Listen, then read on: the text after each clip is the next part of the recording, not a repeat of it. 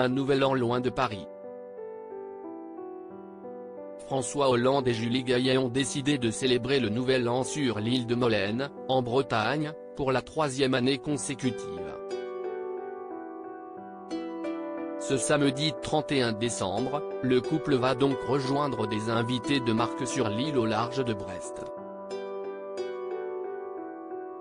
Comme les années passées, l'ancien chef de l'État et son épouse vont prendre le bateau au Conquet en présence des autres passagers.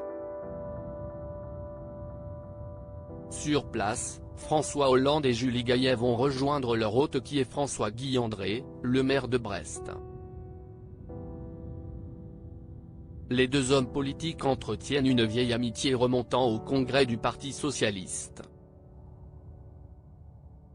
Peut-être que Stéphane Le Foll, ancien ministre de l'Agriculture, sera une nouvelle fois convié au repas.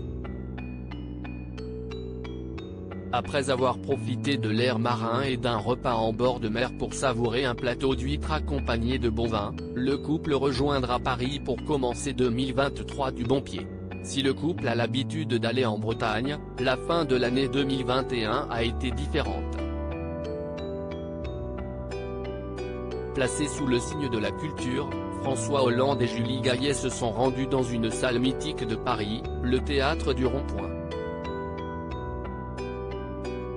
Après avoir commencé la soirée par la pièce Lettre à Anne, mise en scène par Benjamin Guillard, le couple a poursuivi la soirée au sein du restaurant du théâtre, accompagné du comédien Patrick Mille, star de la pièce, et de son épouse Justine Lévy.